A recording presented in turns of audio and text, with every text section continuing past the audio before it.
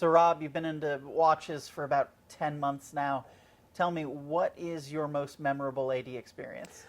So I started getting into watches again. Honestly, how I went down that rabbit hole was with watch repair, watching several of the online guys getting into watch repair.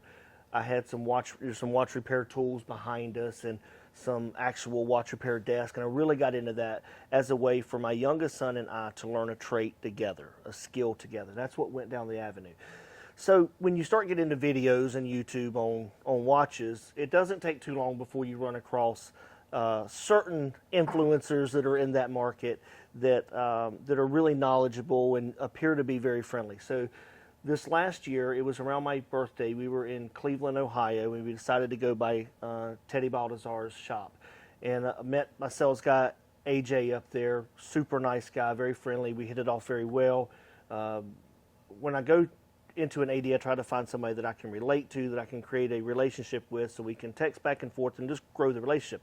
AJ was that guy. When I came back to pick up my watch, it took them 3 days to get it in, over them being closed for a couple of days and to get it in.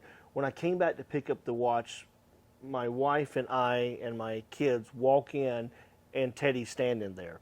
And I didn't catch it at first. I actually called John, the manager, out of the corner of my eye. I'm like, hey, I recognize him from the YouTube videos. And then I recognized somebody else, and then Teddy. And the whole staff was there. They had an event that night that they were putting on.